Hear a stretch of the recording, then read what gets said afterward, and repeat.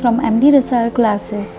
आज का जो सेशन है वो है ratio analysis which also comes for 10 marks. Very very very important और थोड़ा कॉम्प्लिकेटेड है क्योंकि इसमें बहुत सारे रेशोज़ हैं। ठीक है, बहुत सारे रेशोज़ आपके उसको फार्मूला हमें पढ़ना पड़ता है रेशोज़ का। तो ऑलमोस्ट मोर देन 30 फार्मूलाज है, लेकिन हम जो इम्पॉर्टेंट है एग्ज़ाम के लिए वही पढ़ने वाले हैं। तो आज के सेशन में हम देखेंगे करंट रेशो, लिक्विड रेशो, डेब्ट to equity ratio, proprietary ratio and current assets to fixed assets ratio. ठीक है, स्टार्ट करते हैं आज का सेशन। यहाँ पे स्क्रीन पे जो है balance sheet of Amar limited is given and आपको करंट रेशो, लिक्विड रेशो, डेब्ट to equity, proprietary and current asset to fixed asset ये सॉल्व करना है। ठीक है, तो बैलेंस शीट गिवन है, asset side, liability side are given. तो अगर पॉसिबल है तो ये क्वेश्चन का स्क्रीनशॉट आप निकाल लो। एटलीस्ट बैलेंस शीट आपके सामने रहेगा तो आपको इजीली फिगर्स कॉपी करते आ जाएगा। ठीक है, so do take a screenshot of this. Balance sheet तो देखना पड़ेगा। ठीक है, अभी फर्स्ट रेशो अभी जो स्टार्ट करेंगे हम वो है करंट रेशो। वेरी इजी, उसका फार्मूला भी बहुत इजी है। करंट रेशो का फार्मूला है current assets divided by current liabilities. लेकिन दिक्कत वहाँ पे होती है जहाँ पे स्टूडेंट लोगों को असेट्स में से करंट असेट्स कौन सी है वो फाइंड आउट करना एंड लाइबिलिटीज साइड में से लाइबिलिटीज जो करंट लाइबिलिटीज़ है वो फाइंड आउट करना। तो करंट मतलब जिसका जो चेंज होता रहता है, कम ज़्यादा ऊपर नीचे होता रहता है एंड हमेशा वो रिक्रिएट होता है, उसे हम करंट कहेंगे। और जो करंट नहीं है उसे हम कहेंगे फिक्स्ड। तो यहाँ पे जो पिंक शेड में है असेट साइड में, ठीक है, stock in trade, bills receivable, sundry debtors, bank balance and marketable securities, these are current assets. ठीक है, एंड करंट लाइबिलिटीज़ में देखिए प्रोविजन कौन सी भी है, bills payable, sundry creditors, bank overdraft, यही इतनी ही करंट लाइबिलिटीज़ है। तो आप अगर आपको लिस्ट चाहिए current assets and current liabilities की तो कमेंट बॉक्स में आप मुझे मेंशन कीजिएगा। आई विल सेंड यू और I will make a short reel on that कि current assets and current liabilities कौन सी। तो यहाँ पे हम क्या करेंगे, अभी फार्मूला तो लिख लिया, current ratio is equals to current assets divided by current liabilities. Current assets में जो जो आ रहा है उसकी टोटल कर दो आप, ऐसे लिखना है आपको। Current assets is equals to stock, bills receivable, sundry debtors, bank balance, marketable securities, उसकी टोटल आ जाएगी 10 lakhs। करंट लाइबिलिटीज़ की टोटल आपको करनी है provision for taxation, bills payable, sundry creditors, bank overdraft, ऐसे ये सब करके आपको लिखना है। ठीक है, यस, उसकी टोटल आप खुद ट्राई करो कैसे कितनी होती है, लेट मी नो टोटल।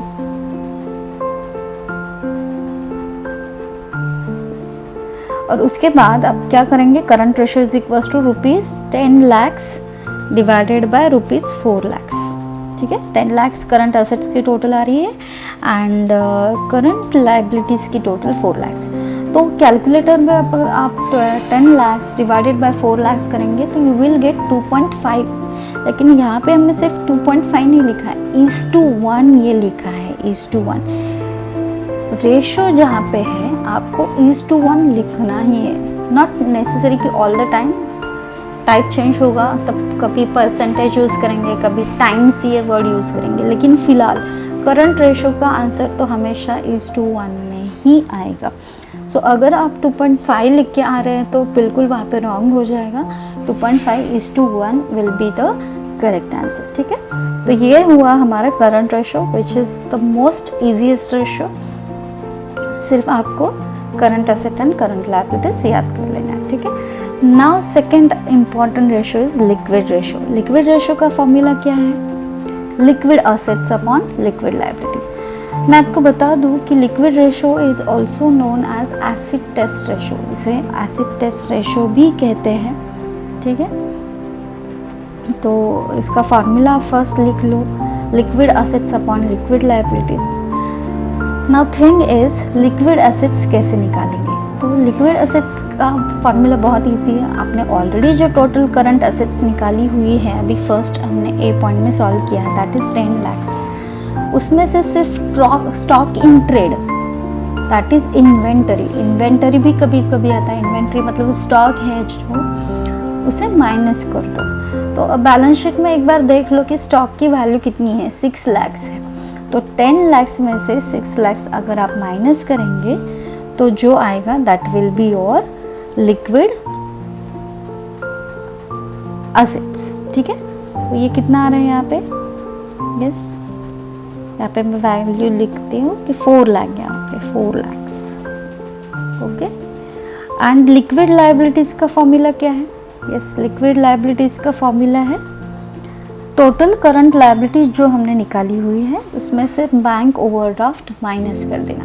कभी कभी बैंक ओवरड्राफ्ट की वैल्यू नहीं होती है तो हम एज इट इज़ लिख लेते हैं, बैंक ओवरड्राफ्ट की वैल्यू नहीं है, लेकिन फॉर्मूला तो ये है liquid liabilities is equals to total current liabilities minus bank overdraft. So 4 lakhs minus 20,000 3,80,000 आ जाए।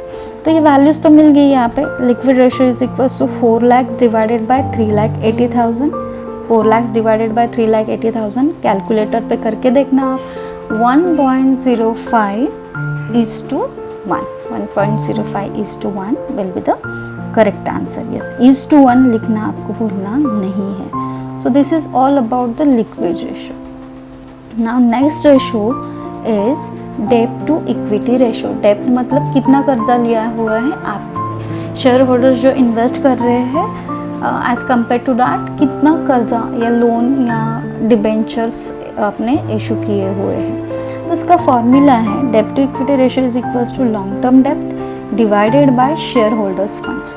ये आपको अच्छे से याद करना पड़ेगा क्योंकि ये थोड़ा सा कॉम्प्लिकेटेड है। तो लॉन्ग टर्म डेब्ट क्या होता है कि अमाउंट ऑफ लोन और डिबेंचर जो कुछ है ये कहाँ पे होती है, तो बैलेंस शीट में गिवन है। मैंने आपको बताया कि आप स्क्रीनशॉट अगर निकाल के लो तो आपके सामने ही बैलेंस शीट रहेगा और you will get to know कि कौन सी फिगर कहाँ पे जाएगी। ठीक है, तो वहाँ पे देखेंगे लाइबिलिटीज़ में सबसे लास्ट में जो वैल्यू है 12% डिबेंचर, वो यहाँ पे लॉन्ग टर्म डेब्ट में आएगा, दैट इज़ ₹5 lakhs। ठीक है, वो यहाँ पे लिख लो। एंड शेयर होल्डर्स फंड्स में क्या क्या आता है, हमेशा याद रखो कि शेयर होल्डर्स फंड्स में आता है equity share capital plus preference share capital plus उनके कुछ रिजर्व्स रहे तो वो भी, एंड लास्ट ईयर का प्रॉफिट एंड लॉस उसका अमाउंट। तो ये चारों जो है this are the shareholders funds. तो शेयर होल्डर्स फंड्स में सिर्फ शेयर कैपिटल नहीं आता है, जनरल रिजर्व्स भी आते हैं and profit and loss account भी आता है। तो ये अच्छे से आपको लर्न करके जाना है एग्जाम में। मोस्ट ऑफ द टाइम डेब्ट to equity along with current ratio and liquid ratio पूछते ही है। तो यहाँ पे हमने इक्विटी शेयर कैपिटल लिखा 10 lakhs, फिर प्रेफरेंस कैपिटल लिखा 5 lakhs। तो ये फिगर्स कहाँ पे है, बैलेंस शीट में गिवन है। ओके, 1 lakh जनरल रिजर्व है एंड 4 lakhs जो है प्रॉफिट एंड लॉस अकाउंट है। तो इसकी टोटल अगर करेंगे तो 20 lakhs आ जाएगा।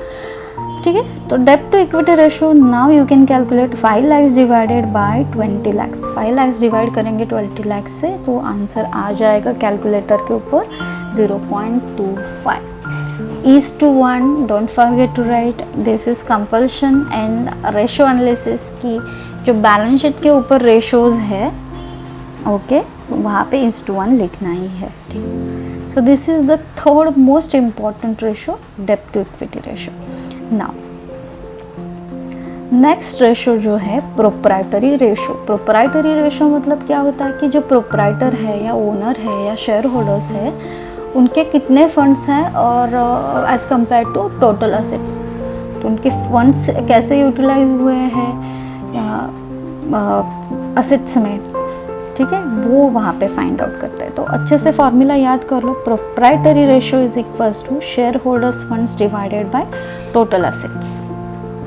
Proprietary funds is equals to proprietary ratio is equals to shareholders funds divided by total asset. तो शेयर होल्डर्स फंड्स तो ऑलरेडी हमने प्रीवियस क्वेश्चन में किया है डेब्ट टू इक्विटी में कि equity capital, preference capital, general reserve and profit and loss, उसके वैल्यूज़ डाल के हमने ऑलरेडी 20 lakhs रुपीज़ निकाल के लिए हैं। और टोटल असेट्स मतलब all fixed asset and current asset की टोटल। करंट असेट्स 10 lakhs की है, और जो land and building, plant and machinery, goodwill, furniture, ये मिला के फिक्स्ड असेट आ रही है 19 lakhs, ठीक है। So 19 lakhs plus 10 lakhs is equals to 29 lakhs। तो सिर्फ 20 lakhs को डिवाइडेड बाय 29 lakhs कर दो, यू विल गेट 0.69:1।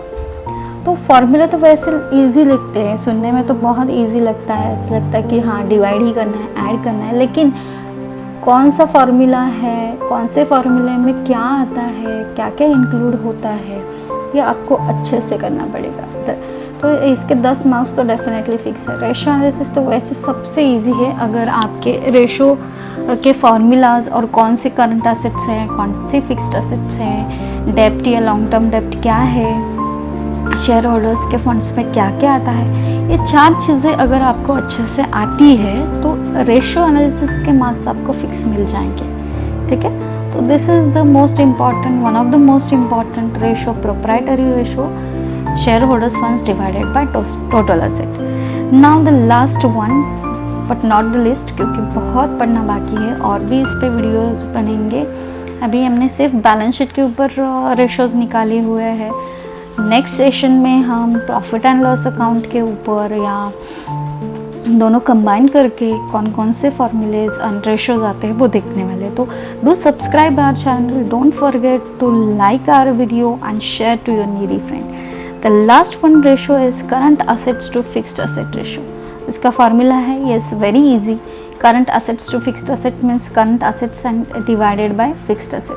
तो करंट असेट्स की तो टोटल हमने फर्स्ट क्वेश्चन में ही कर दी है, फिर से आपको अगर लिखना है तो आप लिख सकते हैं, नहीं लिखा तो भी चलेगा। डायरेक्टली 10 lakhs आप कंसिडर कर सकते हैं।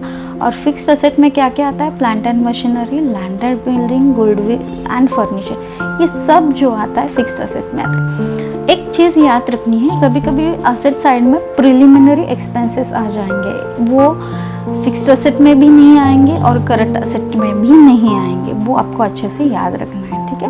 तो फिक्स्ड असेट मतलब जो कभी चेंज नहीं होती, एक बार इन्वेस्टमेंट कर दिया, सालों साल उसको देखना ही नहीं है, यूटिलाइज करते रहना है, those are fixed asset. And जो चेंज होती रहती है वो है करंट असेट्स। तो करंट असेट्स मिल गई 10 lakhs and fixed assets 19 lakhs, उसको डिवाइड करके यस कितना आंसर आ रहा है, 0.526:1। Yes, this is all about the today's session. Okay, see you next video में, जल्दी मैं बना के डालूंगी। लाइक करना ना भूलिए, शेयर करिए, सब्सक्राइब करिए। Thank you for watching our video. See you soon.